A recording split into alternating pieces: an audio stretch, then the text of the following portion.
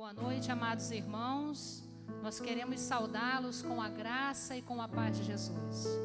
Mais uma vez é uma alegria estarmos aqui, juntos, para adorarmos o nome do nosso Deus. Aqui nós já sentimos a presença do Senhor. Estamos aqui nessa atmosfera de adoração e convidamos você a também, aonde você está, na sua casa, a chamar ao Senhor, a buscar ao Senhor, a presença dEle, a presença do Espírito Santo de Deus no seu lar. Vamos adorar ao Senhor com uma canção, mas antes eu gostaria de ler um trecho na Palavra de Deus que diz o seguinte: grande é o Senhor e digno de todo louvor na cidade do nosso Deus. Seu santo monte belo e majestoso é a alegria de toda a terra. Como as alturas de Zafon é o monte de Sião, a cidade do grande rei. Nas suas cidadelas Deus se revela como na sua proteção. Como já temos ouvido agora, também temos visto na cidade do Senhor dos Exércitos, na cidade do nosso Deus. Deus preserva firme para sempre. No teu templo, ó Deus, meditamos em teu amor leal. Como teu nome, ó Deus, o teu louvor alcança os confins da terra. A tua mão direita está cheia de justiça. Amém. Glória a Deus. Queremos o teu nome engrandecer e agradecer-te por tua obra em nossa vida. Confiamos em teu infinito amor, pois só tu és o Deus eterno sobre toda a terra e céu.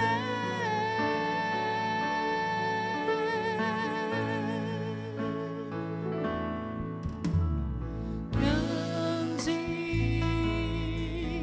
é o Senhor e muito digno de louvor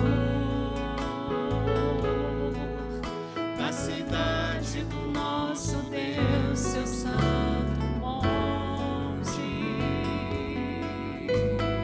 Alegria de toda a grande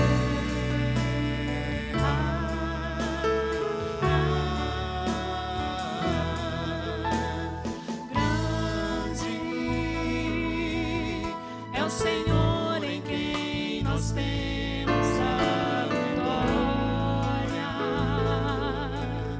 e que nos ajuda contra o inimigo. Por isso diante dele nos prostramos.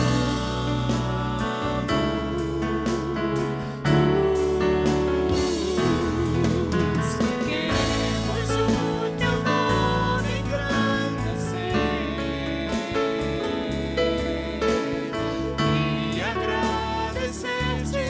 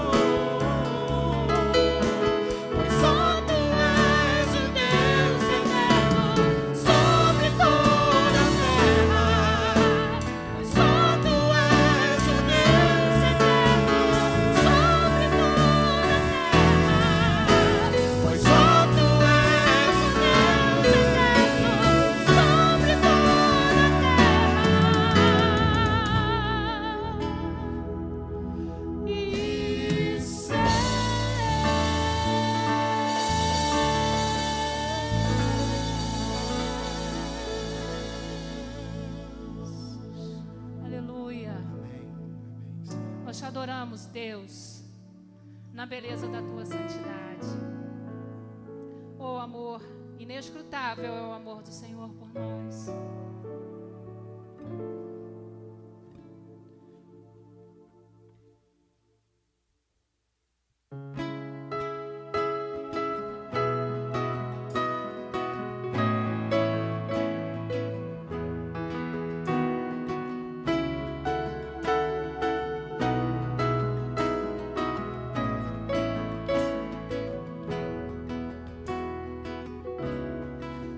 Antes de eu falar, tu cantavas sobre mim. Tu tens sido tão, tão bom pra mim. Antes de eu respirar, sopraste tua vida em mim.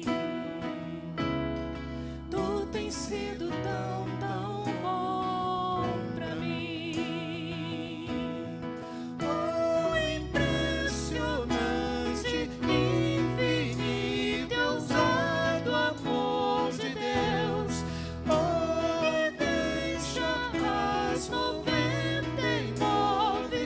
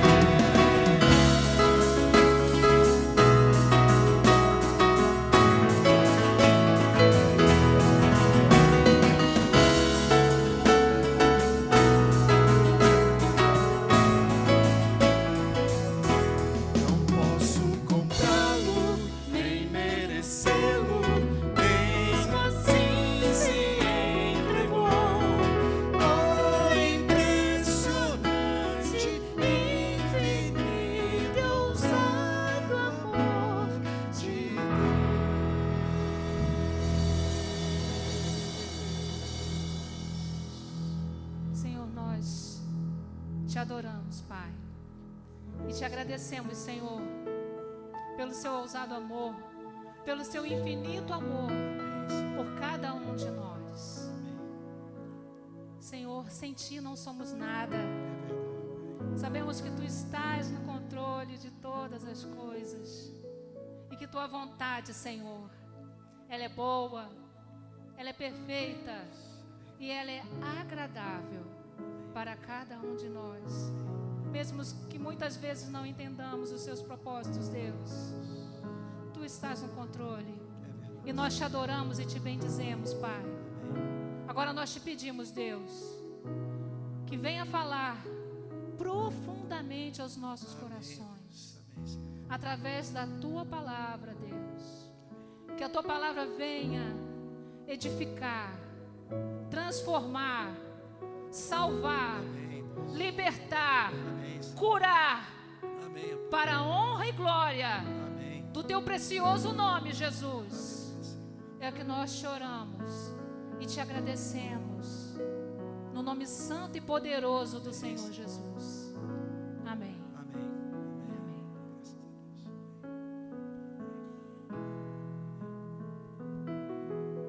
Graça e paz, queridos, boa noite. Muito bom nós estarmos aqui mais uma vez para louvarmos juntos o nome do Senhor e crescermos no conhecimento da palavra de Deus. Eu queria dizer para você que está chegando nessa programação pela primeira vez, ou se ainda não é inscrito no nosso canal, queria te convidar a se inscrever, se desejar ativar o sininho para receber sempre uma notificação quando tivermos um novo vídeo aqui no canal.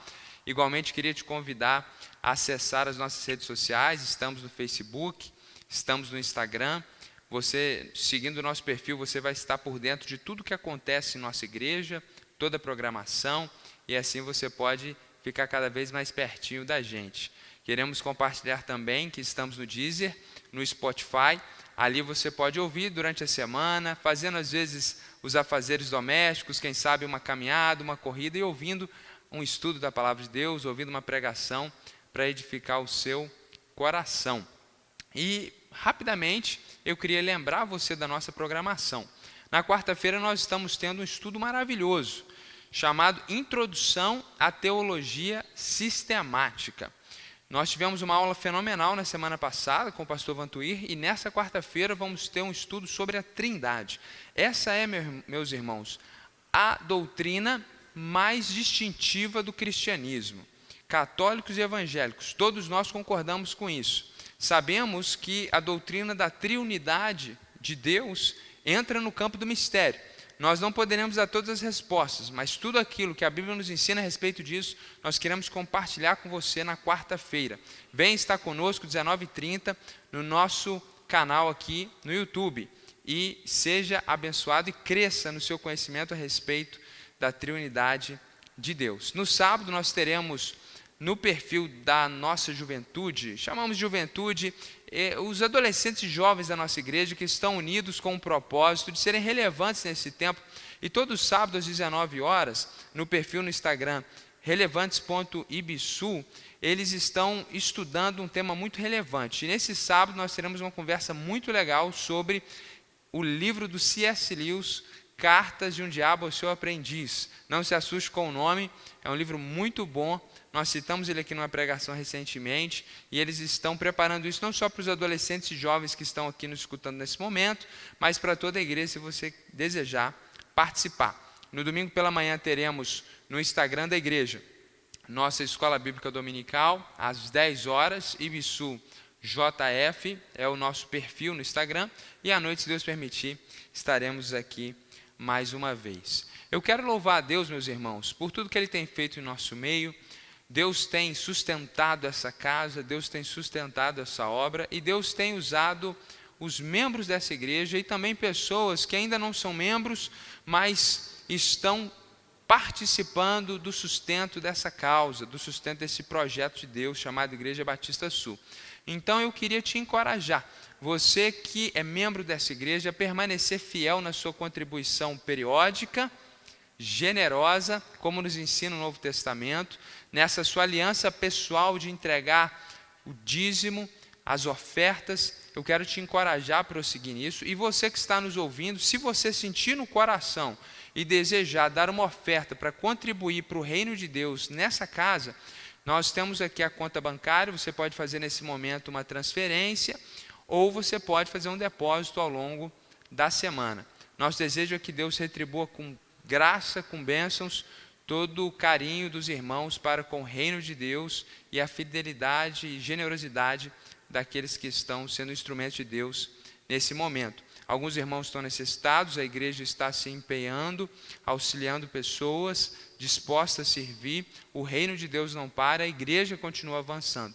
E de uma forma muito especial, nós queremos começar neste domingo uma campanha, porque o estado de Minas Gerais, com 853 municípios, possui um número alto de cidades que não possuem igrejas saudáveis, igrejas bíblicas, igrejas sérias, um número muito alto, de forma que o nosso estado, sobretudo no sul de Minas, está entre as regiões menos evangelizadas do nosso país. Quando eu vi esses dados no IBGE, eu fiquei assustado, porque eu pensava que isso seria uma realidade no sertão nordestino, ou até mesmo nos recônditos da selva amazônica, mas incrivelmente nós temos índices mais altos de cristãos nesses lugares mais remotos do que no sul de Minas. Então eu queria te encorajar, eu queria te desafiar a trazer uma oferta especial nesse mês para missões, focados nas missões feitas aqui no estado de Minas Gerais. Nós vamos enviar ao final do mês uma oferta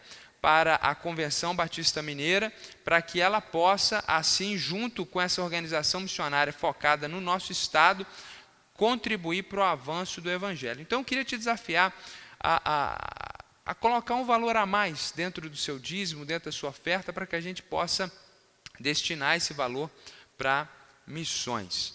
E, meus irmãos, eu quero orar pela sua vida financeira, eu quero orar por aqueles que estão enfermos, por aqueles que estão doentes, eu quero orar para que Deus nos abençoe, que Deus nos dê graça, mas antes eu queria contar um testemunho.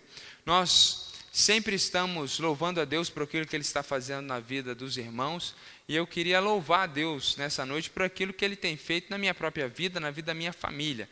Ontem nós completamos 10 anos de consagração ao ministério pastoral. Certamente aquela manhã de domingo, 10 anos atrás, foi um dos dias mais importantes da minha vida, porque eu não sou pastor simplesmente porque fiz um teste vocacional e encontrei sentido nisso. Realmente é uma vontade divina, algo especial, algo que veio de Deus. Em determinado momento da minha história, o Senhor falou comigo de uma forma poderosa e me separou para esse ministério. E ao longo desses 10 anos, o Senhor me abençoou com uma esposa maravilhosa, Aline, querida, que tem sido instrumento dele na minha vida, porque nessa trajetória, a família é a chancela de Deus, é fundamental, é importantíssimo. Então Deus tem me agraciado, Deus tem me abençoado. Eu inclusive agradeço o carinho dos irmãos, recebi muitas mensagens ontem. Louvo a Deus pela sua vida, pelo carinho comigo, com a minha família. Estamos muito felizes, porque nesses 10 anos de ministério, aprove o Senhor que agora nós estivéssemos aqui em Juiz de Fora, aqui na Igreja Batista Sul, e eu quero louvar ao Senhor por tudo que Ele fez. E eu queria contar um testemunho da graça de Deus, da soberana vontade de Deus, de como esse projeto é do Senhor. Eu era um jovem extremamente tímido, fechado, de não muitos amigos, odiava falar em público. Na verdade, eu passava até mal quando eu tinha esse desafio, e tinha acabado de ser alcançado pelo Espírito Santo, estava seguindo Jesus há pouquíssimo tempo, e eu não imaginava ser um pastor, contribuir com o avanço do Evangelho em locais menos alcançados, fora do país. Isso não passava na minha mente. Tinha meus próprios projetos, meus próprios sonhos. E um dia, aqui na Avenida Rio Branco, nessa cidade de Juiz de Fora, uma pessoa me parou, um homem me parou. Eu, no primeiro momento, tomei até um susto. E ele começou a falar comigo coisas incríveis, maravilhosas e sobrenaturais. E ele me dizia coisas do tipo: olha, Deus manda te dizer que você vai viajar o mundo, você vai conhecer muitos países pregando o Evangelho, Deus vai te usar poderosamente, muito mais do que você imagina. E aquele homem, naquela noite, me falou coisas incríveis, maravilhosas, e verdadeiramente ele era um profeta do Senhor, porque tudo aquilo que ele disse naquela noite, assim o Senhor tem cumprido. E eu conto esse testemunho para evidenciar, meus irmãos, que Deus é gracioso e soberano. E tudo que acontece no nosso ministério, se em algum momento você foi abençoado, isso não é por nossa vontade, pela nossa eficácia, mas é fruto da graça de Deus, da bondade de Deus. Isso é para a glória de Deus. Então eu conto esse testemunho para evidenciar que somos o que somos, como disse o apóstolo Paulo em 1 Coríntios, pela graça de Deus. E nós queremos tributar ao Senhor honra, louvor, glória e adoração nessa noite. Eu quero orar agradecendo a Deus pelo que Ele tem feito em nossas vidas. Eu quero te pedir que você ore por mim nesse momento. Eu estou sempre aqui com as minhas mãos estendidas para orar por você. Eu quero que enquanto estiver orando, você ore por mim.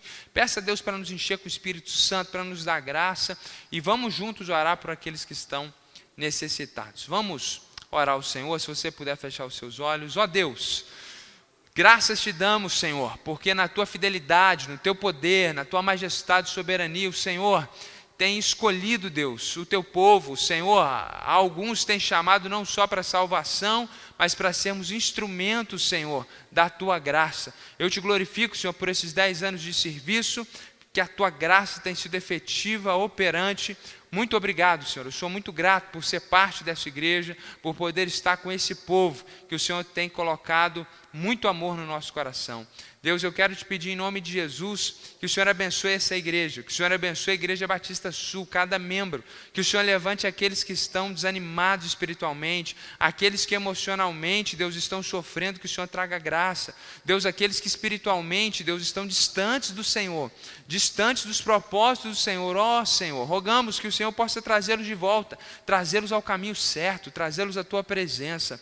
Deus, em nome de Jesus, santifica essa igreja, enche-nos com teu Espírito Santo, nos ajuda a fazer a tua vontade. E essa pessoa que me escuta agora, Senhor, que ora conosco, independente se é parte dessa igreja ou não, abençoa, Deus, o teu povo, abençoa essa pessoa que está ouvindo agora, que Deus está pedindo por uma necessidade material, Deus pedindo uma cura, Deus pedindo um milagre, Senhor, necessitado de algo. Deus, em nome de Jesus, opera com graça, opera com misericórdia, opera com poder, glorifica o teu nome, Senhor. Em nome de Jesus, manifesta a tua majestade, Deus, e manifesta a tua graça no meio do teu povo, especialmente para aqueles que estão enfermos. Ó Deus, tem misericórdia, aqueles que estão necessitados materialmente, e honra, Senhor, e multiplica na vida desse que tem sido fiel na entrega do seu dízimo. Deus, aquele que tem ofertado, que o Senhor possa multiplicar os recursos para que eles possam ser ainda mais usados pelo Senhor. Deus, em nome de Jesus Cristo, nós oramos e glorificamos o teu nome. Deus, esteja conosco nessa noite. Nós queremos louvar o teu nome nessa hora. Em nome de Jesus que nós oramos. Amém. Meus irmãos, essa foi uma semana difícil para todos nós aqui na igreja. Todos nós perdemos um diácono. A nossa igreja perdeu um homem de Deus, nosso querido irmão Heitor. Muitos perderam um amigo, um referencial, um exemplo, como era para mim. Uma mulher perdeu seu esposo, exemplar. 2 jovens perderam um pai. E todos nós sentimos muito nessa semana essa perda. Então, diante dessa situação, nós entendemos que nós precisamos postergar a exposição de Apocalipse, capítulo 3. Então, na semana que vem, se Deus permitir, nós continuaremos nosso estudo das 7 igrejas. Falaremos sobre a igreja de Laodiceia, se essa for a vontade do Senhor. Mas nessa noite, nós queremos aproveitar essa oportunidade para trazer consolo para a família e para ensinar ainda mais para a igreja e para você que está conosco nessa noite a respeito da vida após a morte. Nosso tema hoje é falar 7 verdades sobre a morte e sobre a vida eterna. A vida eterna que está reservada a todos aqueles que creem no Senhor Jesus. Queremos trazer consolo para aqueles que estão enlutados, mas queremos também trazer ensino para você que me escuta. Independente se você conheceu ou não o irmão Heitor, não se sinta excluído dessa preleção, porque não é simplesmente direcionada a eles, mas é para todos nós. Todos nós temos curiosidade, temos a necessidade de saber o que acontece conosco após a nossa peregrinação terrena, após o falecimento. Quando fechamos o olho aqui na terra, o que é que acontece conosco? Para onde nós vamos? Nessa noite, nós queremos trabalhar sobre essa temática. Para aqueles que estão acostumados a nos ouvir, vocês sabem que nós fazemos sempre o uso de uma metodologia de pregação chamada de exposição bíblica ou sermão expositivo, onde nós nos atemos a um texto bíblico e trazemos verdades a respeito daquele texto. Nessa noite, nós vamos trazer um sermão conhecido como sermão temático. Igualmente, será um sermão bíblico, mas você notará essa diferença, porque vamos trabalhar esse tema transcorrendo diversos versículos da Bíblia. Então, se Deus permitir, nós queremos trazer hoje, falar sobre 7 verdades a respeito da morte e da vida eterna. Fique conosco, eu tenho certeza que você vai ser consolado, eu tenho certeza que você vai crescer e aprender a respeito desse assunto. E a primeira verdade que eu gostaria de compartilhar contigo nessa noite é que nós não fomos projetados para morrer. Sim, quando Deus nos criou, e isso é uma evidência muito clara no primeiro livro da Bíblia, quando Deus nos criou, Ele não nos criou para que viéssemos a morrer. Aliás, a criação de Deus era totalmente diferente do que nós temos hoje. Não existia animais selvagens, carnívoros, selvagens nesse sentido carnívoros, melhor dizendo. Não existia morte em nenhuma instância da criação. O mundo era diferente do que ele é hoje. Os seres humanos não morriam. Então o texto bíblico diz em Gênesis capítulo 2, verso 16 e 17, o seguinte: E o Senhor Deus ordenou ao homem, de toda árvore do jardim você pode comer livremente, mas da árvore do conhecimento do bem e do mal você não deve comer, porque no dia que dela comer, você certamente morrerá. Deus colocou o homem e a sua esposa em um jardim, numa região chamada Éden, provavelmente onde hoje é o Iraque. Ali, Deus colocou o homem na posição de príncipe regente da terra, de governador da terra, de forma que Adão e Eva representavam Deus na terra. Eles eram os guardiões da criação de Deus.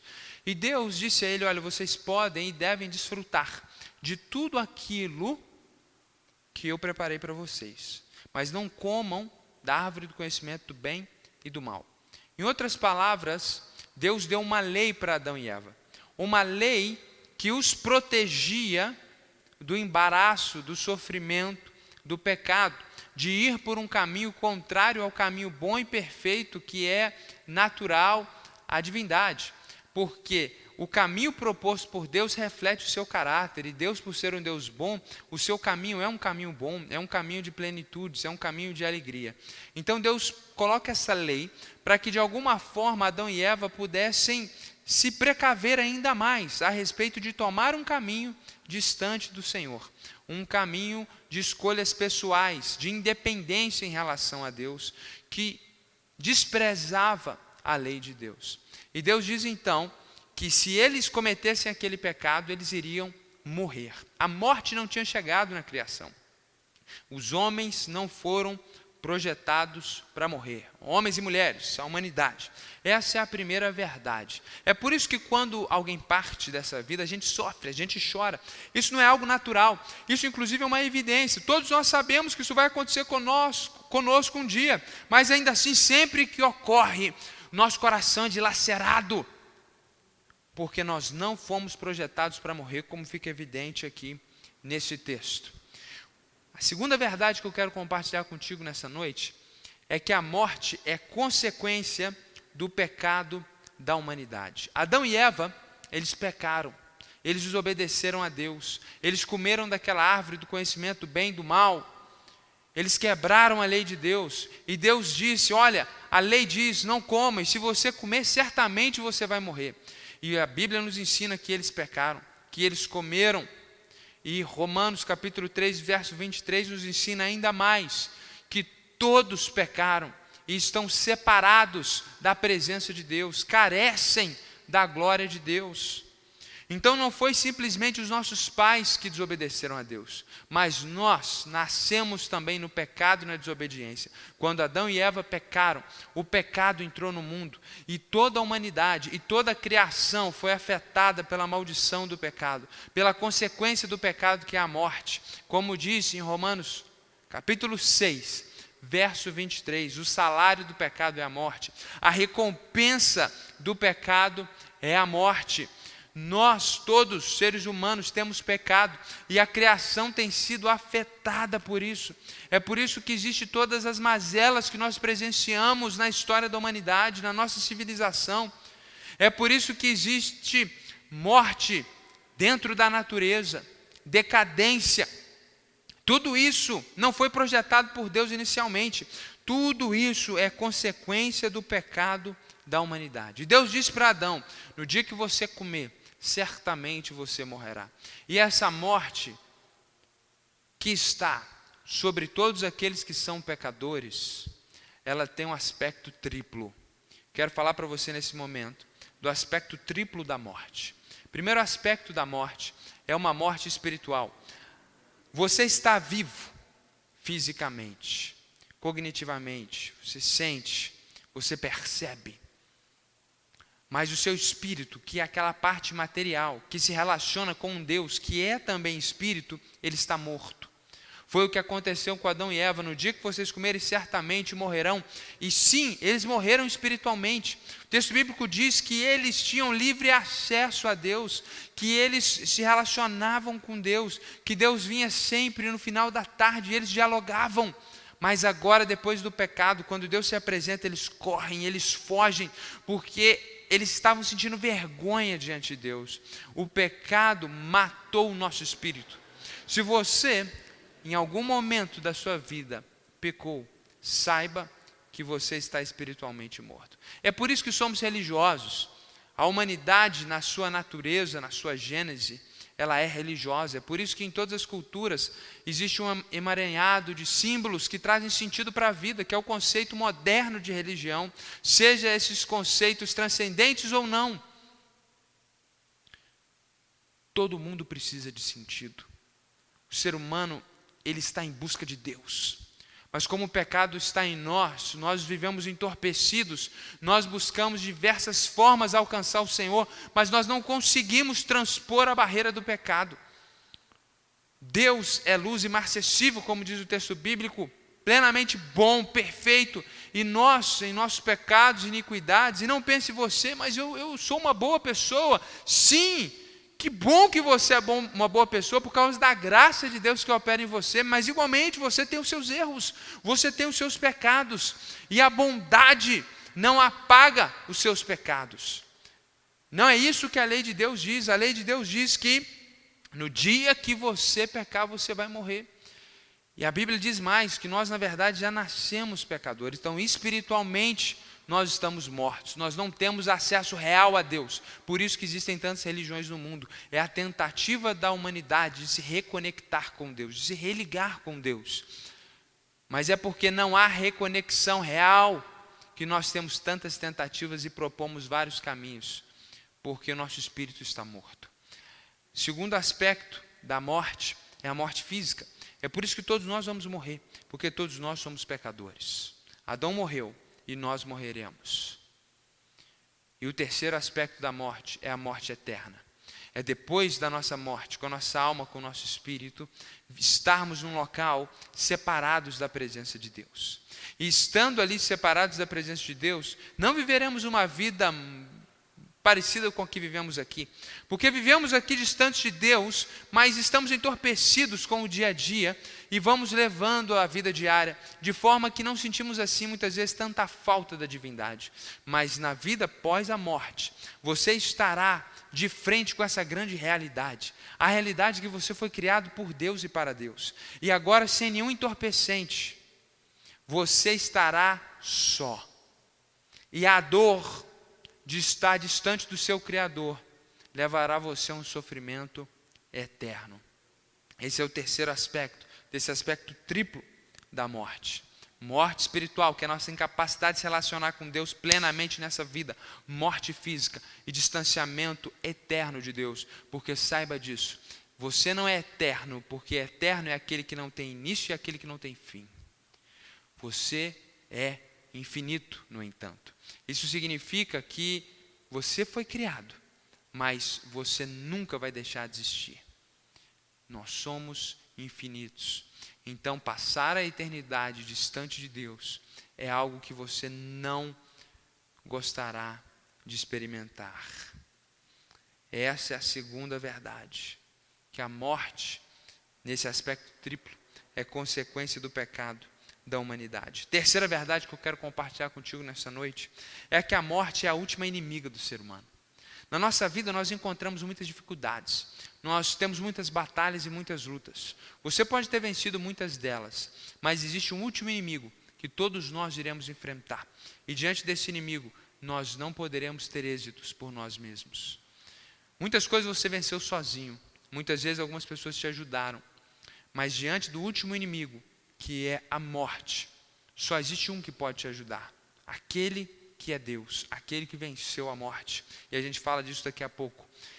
1 Coríntios, capítulo 15, verso 26, deixa isso muito claro para nós. O último inimigo a ser destruído é a morte. Essa é a nossa terceira verdade. Um dia todos nós iremos perecer na batalha contra a morte. Começamos essa batalha quando nascemos. E se você está vivo é porque você tem vencido. Mas chegará o dia que ela te deitará na lona. Chegará o dia que você será abatido. E você precisa estar preparado para esse momento. A quarta verdade que eu quero compartilhar com você é que mesmo a morte sendo um grande inimigo, existe um que é Jesus, que é na verdade o próprio Deus, que veio à terra em formato humano. E você conhece a história da natividade de Cristo. Nascido de uma virgem, ele nasce de uma forma que nenhum outro ser humano nasceu. Ele morre como nenhum outro ser humano morreu. Porque além da tortura, da crucificação, que era uma morte comum no Império Romano, ele recebe todo o peso que a justiça divina deveria descarregar sobre pecadores como nós, mas descarrega sobre ele um nascimento único, uma morte única, para aquele que teve uma vida única, o único ser humano que viveu uma vida inteira sem pecado.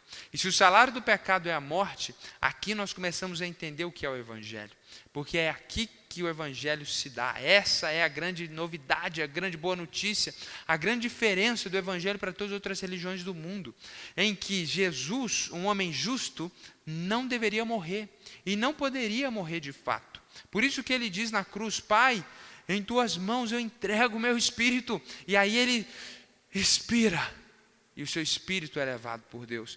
Porque se ele não entrega o espírito, ele ficaria naquela cruz pendurado, sem poder morrer, porque sem pecado ele não poderia ver a morte. Porque ele jamais pecou. E a morte é recompensa para pecadores. Então ele entrega o seu espírito voluntariamente, porque ele morre pelos nossos pecados. Ele morre por causa das nossas falhas, ele foi triturado por elas. Mas é maravilhoso saber que essa verdade nos aponta o fato de que Jesus não só morreu, mas na verdade ele venceu a morte. Mateus capítulo 28 testifica sobre isso. Mas o anjo, dirigindo-se às mulheres que tinham ido até o túmulo para ver o corpo de Jesus, disse: não tenham medo, sei que vocês procuram Jesus que foi crucificado. Ele não está aqui, ressuscitou, como ele tinha dito. Venham ver onde ele jazia, onde ele estava. Meus irmãos, Jesus venceu a morte. Jesus, ele é aquele que pode destruir a morte. Por isso que 1 Coríntios 15, que nós acabamos de ler, no verso 26, diz que a morte é a última inimiga a ser destruída. E Jesus, ele começa a destruição desse grande inimigo. A primeira grande batalha é vencendo a sua própria morte. Ele é poderoso para vencer a morte. Jesus tem poder sobre a vida e sobre a morte, porque ele não é só humano, ele é divino, totalmente humano, conhecendo as nossas dores e padecendo como nós padecemos, mas divino, santo, plenamente Deus, Rei de todas as coisas, Senhor glorioso e poderoso. Esse é o nosso Senhor Jesus Cristo. E a quinta verdade que eu quero compartilhar com você é que Jesus pode vencer não somente a morte dele, mas ele pode vencer a nossa morte. O que eu estou te dizendo nessa noite é que um dia você terá que enfrentar a morte. E não importa quão bom você seja, ela vai te jogar no chão. Mas Jesus é poderoso para pegar você, te levantar e vencer o seu inimigo no seu lugar. A morte está vindo e Jesus pode detê-la. Não há notícia mais gloriosa do que essa. Podemos perder muitas batalhas nessa vida, mas a grande batalha é a batalha da existência plena. É a luta para fugir do terror que espera aqueles que vão viver uma vida eterna distante de Deus. E Jesus, o poderoso, aquele que venceu a morte, ele é glorioso, tem todo o poder, é onipotente, ele é poderoso para vencer essa batalha para você, para vencer a nossa morte. Olha o que diz o texto em 1 Coríntios capítulo 15, versos 56 e 57. O aguilhão da morte é o pecado, e a força do pecado é a lei.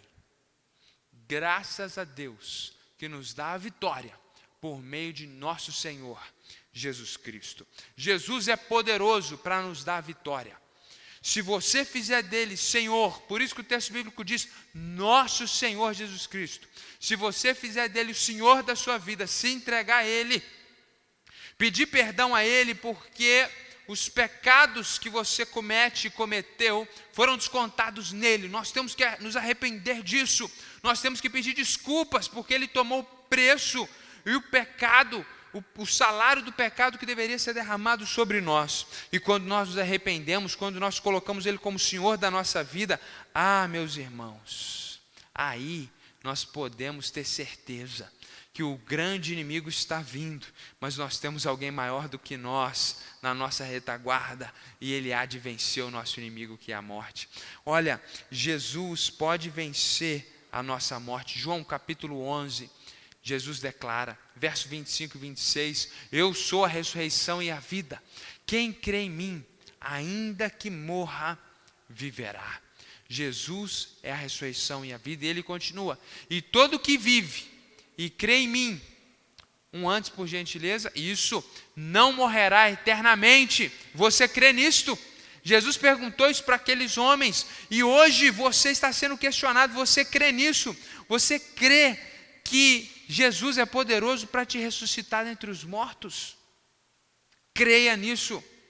Essa é a quinta verdade que eu quero compartilhar contigo. Jesus pode vencer a nossa morte.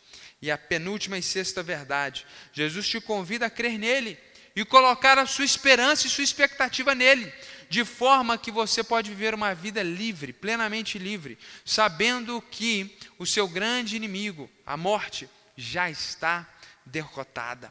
Romanos capítulo 10, verso 13, o texto bíblico diz, todo aquele que invocar o nome do Senhor será salvo. Uma certeza, uma convicção de que, como eu estava dizendo, se você faz de Jesus o Senhor da sua vida, o dono da sua vida, se você submete-se a Ele, se você vive como Ele deseja, se você pede perdão pelas ofensas e pecados, há salvação da morte. De forma que o apóstolo Paulo, em determinado momento, ele disse, viver é Cristo e morrer é lucro. Só pode fazer tal afirmação aquele que tem certeza de que a vida que nos espera é melhor do que essa, porque ela é na presença de Deus, porque estaremos com aquele que nos criou e seremos livres dessa vida eterna, distante de Deus, no inferno, padecendo, perecendo e sofrendo. Mateus capítulo 11, verso 28. nós temos um convite maravilhoso do Senhor Jesus. Venham a mim todos vocês que estão cansados, sobrecarregados nas suas religiões, nos seus pecados, na sua imoralidade. Você que está cansado, sobrecarregado na sua alma, diante de tantas vozes, diante de tudo que tem acontecido, você está cansado, Jesus quer aliviar você. Venham a mim, todos vocês que estão cansados e sobrecarregados. O Senhor Jesus quer salvar você da presença do pecado e da morte. E é aqui, meus irmãos, nessa sexta verdade, que nós somos levados a um turning point. Esse é o momento que nós somos levados a um ponto de inflexão. É o momento de você refletir sobre como você tem vivido a sua vida. É um momento onde você precisa entender que, se tudo que eu disse é falso, por favor, não perca tempo em ler a sua Bíblia ou ir a uma igreja, seja ela qual for. Agora, se você acredita que é a verdade no que eu estou dizendo, esse é o vale da decisão. Esse é o momento que você precisa saber quem você é. Alguém perdoado, alguém salvo, alguém que tinha certeza do local para onde estava indo, ou alguém que vive sobre o medo da morte. Algumas pessoas ficam tentando se justificar, mas eu sou uma boa pessoa, na tentativa de aliviar o pânico de pensar de viver uma eternidade distante de Deus. Mas eu asseguro a você, não é os seus atos de justiça que vão apagar os seus pecados, mas o sangue de Jesus que foi derramado naquela cruz. De forma, meu irmão, que se você colocar a sua fé, a sua expectativa no Senhor, Ele é poderoso para te salvar. Essa é a sua noite. E eu quero dizer algo para você. O nosso irmão Heitor enfrentou, se você não conhecia, está me ouvindo, enfrentou nos últimos meses momentos difíceis, viu a morte de perto, estava enfrentando a enfermidade mais temida na face da terra. Lutou, sofreu, chorou, mas eu nunca vi aquele homem sem esperança. Eu nunca vi aquele homem abatido. Eu sempre vi ele com alegria, com disposição, com vitalidade, porque ele estava com seu espírito vivo em Cristo Jesus. E ele tinha certeza da vida eterna. Se você me escuta nessa noite e está ouvindo o chamado do Senhor, vinde a mim, vocês estáis cansados e sobrecarregados, não endureça o seu coração, ouça a voz do Senhor e se entregue a Ele nessa noite. Reconheça os seus pecados e invoque o nome do Senhor para que você seja salvo. E aqui nós chegamos à sétima verdade que eu quero compartilhar contigo nessa noite. Se você crê em Jesus Cristo, você pode se regozijar na esperança de vida eterna. João capítulo 17, verso 3, Jesus diz o seguinte: mas agora eu vou para junto de ti, isto falo no mundo, para que eles tenham a minha alegria completa em si mesmos. João capítulo 17, verso 3, e a vida eterna é esta, que conheçam a ti, o único Deus verdadeiro, e a Jesus Cristo a quem enviaste. Essa é a esperança que nós temos se estamos em Cristo Jesus. A vida eterna é esta, que conheçam a ti, o Deus único verdadeiro, e a Jesus Cristo a quem enviaste. Isso significa que quando você crê em Jesus, nós estamos entrando na vida verdadeira, nós estamos entrando na vida plena, nós estamos entrando na vida eterna. Eu quero compartilhar sobre o aspecto triplo da vida. Nós falamos das 3 facetas da morte, agora eu quero te falar do aspecto triplo da vida. A primeira vida que nós experimentamos verdadeiramente, plenamente e genuína é uma vida espiritual com Cristo. Lembra que eu disse para você que o pecado matou o seu espírito, que você não tinha mais capacidade de se reconectar com Deus verdadeiramente? Quando você crê em Cristo, Ele ressuscita o seu espírito. Teologicamente, nós chamamos isso de regeneração. O espírito que estava morto, decadente, ele agora está vivo. Você passa a ter acesso a Deus. Hebreus diz que é um caminho novo e vivo, pelo qual nós podemos ter acesso ao Deus Todo-Poderoso. É por isso que aqueles que estão em Cristo, eles têm algo de diferente, eles têm paz em meio aos sofrimentos, porque o próprio Deus habita neles, eles têm relacionamento verdadeiro com um Deus único e verdadeiro. Isso é vida eterna. Esse é o primeiro aspecto da vida. Um espírito vivo que conhece a Deus e que se relaciona com Deus, a ponto de que homens no passado foram chamados amigos de Deus. Foi dito a respeito deles que eles caminhavam com Deus, porque é isso que todo aquele que crê em Jesus tem: acesso verdadeiro a Deus, relacionamento com Deus. O segundo aspecto da vida, meus irmãos, é que quando nós morremos aqui nessa vida, o nosso corpo fica, nós vamos até aquele local para nos despedir daquele corpo. A nossa alma imediatamente ela abre os olhos na presença de Cristo, onde Cristo está ressurreto. Está havendo nesse momento uma festa, uma festividade, uma alegria. O Senhor está ali reinando junto com todos os santos que morreram na história. E santos são todos aqueles que colocaram sua confiança em Jesus, e não somente homens que fizeram um certo nível de boas obras. Então, certamente, o nosso irmão Heitor, nesse momento, está sentado com Abraão, com Moisés, com Isaac, com Jacó, com Elias, que foi sem ver a morte, Eliseu, e todos os demais apóstolos, e todos os mártires da história, e todos aqueles que estão em Cristo Jesus. Ele não está dormindo, ele está vivo, o seu espírito, a sua alma está celebrando na presença de Cristo e desfrutando da glória de Deus. O maior erro doutrinário que infelizmente a igreja evangélica brasileira está cometendo no que diz respeito à escatologia é essa perspectiva de que a alma está dormindo. Isso não é verdade. A Bíblia está repleta de evidências de que aquele que parte em Cristo, ele acorda e vive a sua vida com Cristo. Esse é o segundo aspecto da vida.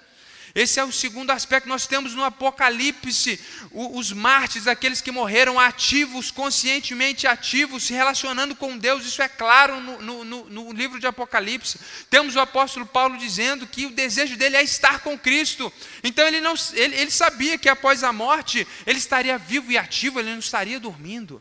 Meus irmãos, essa é a beleza e a esperança da vida eterna. Como Jesus disse para aquele homem: ainda hoje estarás comigo no paraíso. Aquele homem que pediu perdão no seu último minuto de vida ali naquela cruz. A esperança para você que talvez está pensando: mas eu já fiz tantas coisas, eu não sei se há esperança. Há esperança. Havia um ladrão na cruz ao lado de Jesus e ele creu no último momento. Jesus: estarás comigo no paraíso hoje.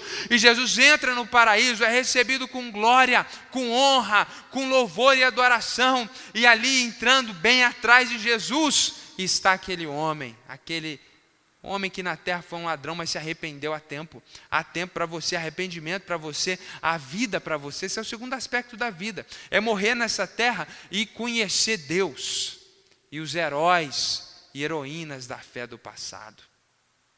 E o terceiro aspecto da vida é a promessa de que no último dia da história, Jesus vai ressuscitar todos aqueles que viveram nessa terra e morreram. Todos nós iremos ressuscitar. Aqueles que estavam sem Cristo, infelizmente, ressuscitarão para uma eternidade de sofrimento e dor. Mas nós que estamos em Cristo, você que confia em Cristo, você vai ressuscitar. Você vai voltar a um corpo material.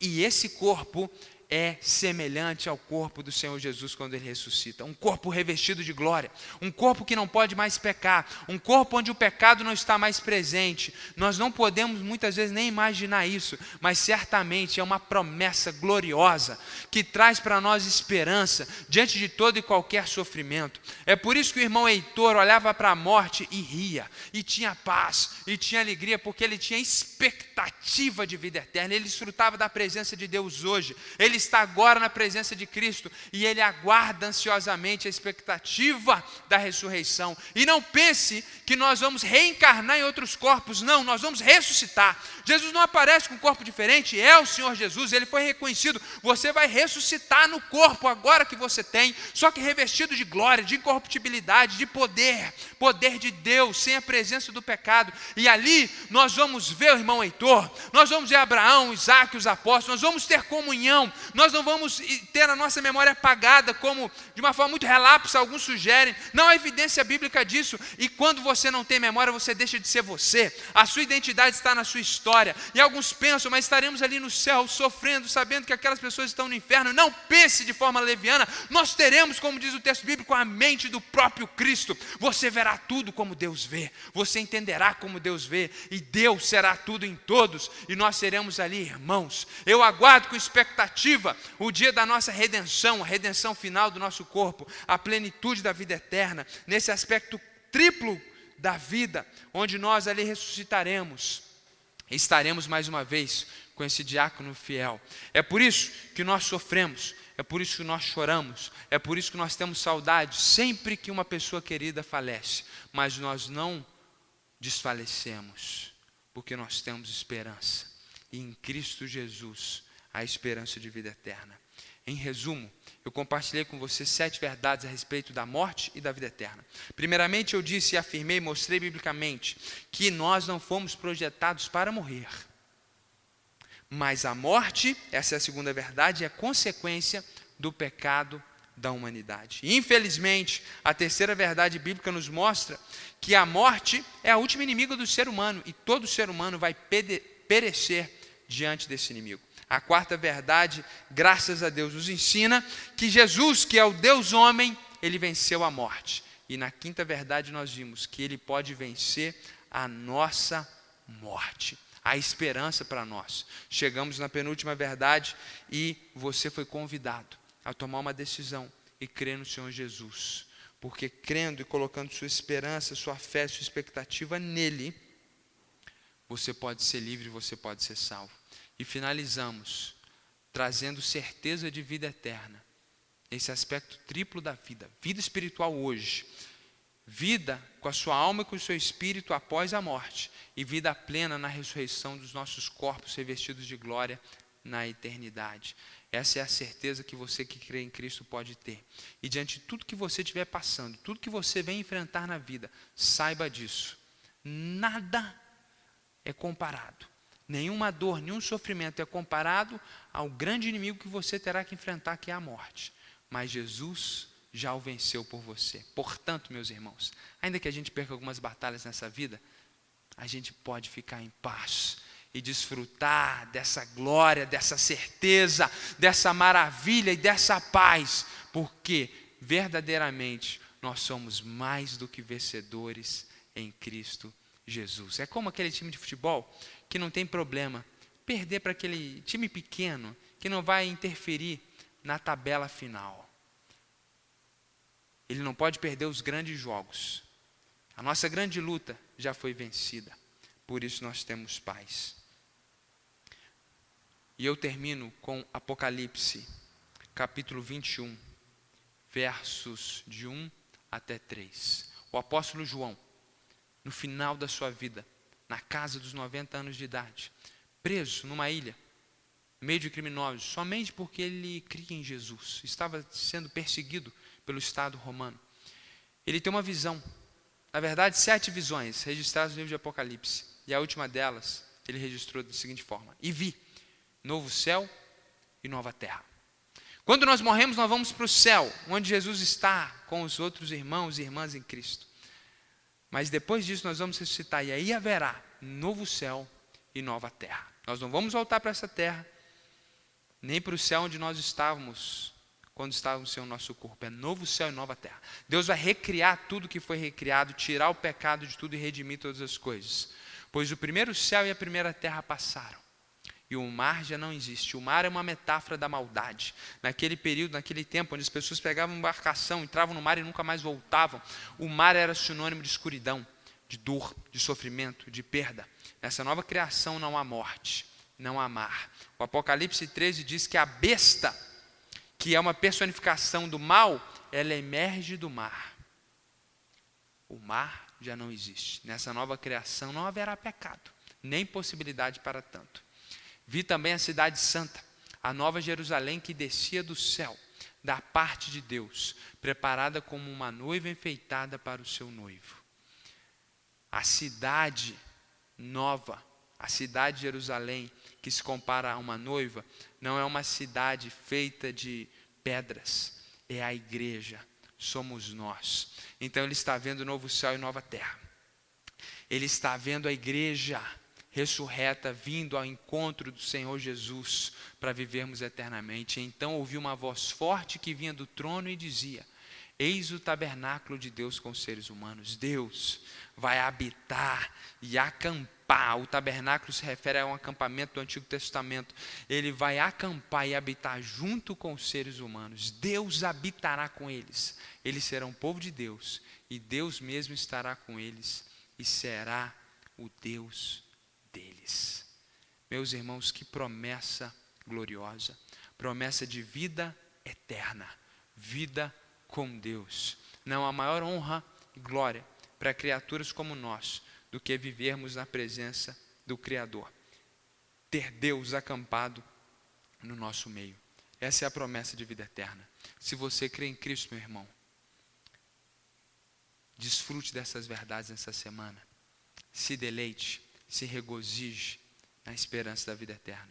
E se você está me ouvindo nessa noite e ainda não tem essa certeza, essa convicção, essa é a hora, esse é o momento, esse é o dia aceitável. Vamos orar juntos, vamos invocar o nome de Jesus, pedir perdão pelos nossos pecados e ter certeza que você também pode confiar em Jesus.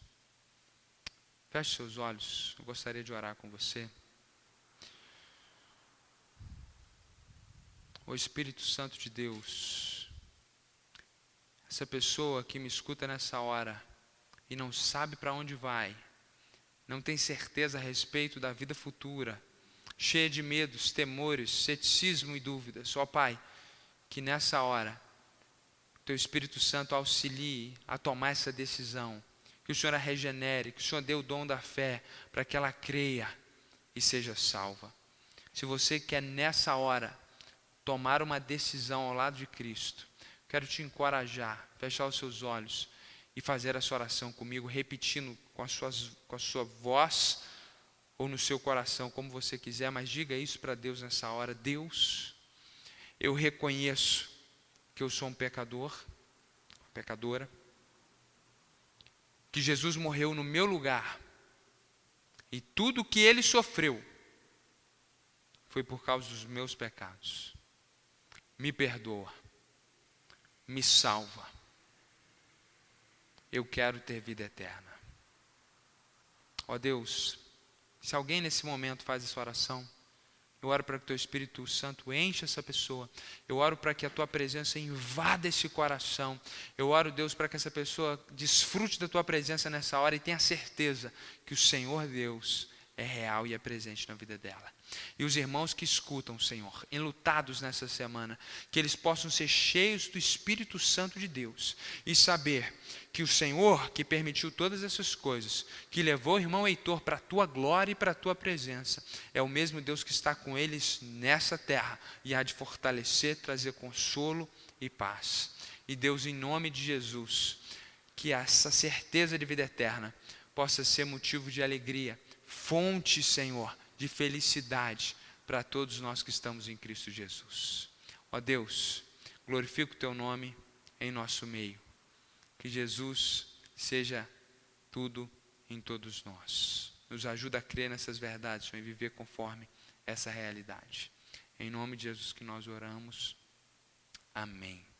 Se você fez essa oração, entregando a sua vida para Cristo, pedindo perdão pelos seus pecados, entre em contato conosco por alguns dos nossos canais. Sobretudo, você pode mandar uma mensagem no Instagram, ali no privado, IBSU, JF. Procure um membro da igreja, deixe uma mensagem, talvez até aqui mesmo, aqui no nosso chat, deixando uma forma de a gente contactar você. A gente quer acompanhar você, acompanhar essa nova jornada espiritual que você inicia hoje. E nós vamos encerrar esse culto hoje de uma forma diferente, louvando ao Senhor, com uma música muito querida, uma música muito especial, de adoração a Deus, muito querida por pessoas muito queridas. Vamos louvar o Senhor. Que Jesus abençoe. Tenha uma semana de vitória. Seguimos juntos e firmes, com esperança em Cristo Jesus. Tivemos um decreto do prefeito 2 dias atrás, nós não podemos mais nos reunir presencialmente, mas a igreja de Jesus não parou, ela continua avançando e ela continua crescendo. Muito em breve nós teremos o nosso culto ao vivo, já estamos nos preparando para isso, e é assim que entendermos que é o momento, nós vamos voltar a nos reunir presencialmente. E certamente a posição da igreja é seguir as orientações dos nossos governantes. Que seja feita a vontade do Senhor, porque Ele é mais. Jesus nos abençoe. Uma boa noite. Vamos louvar o Senhor.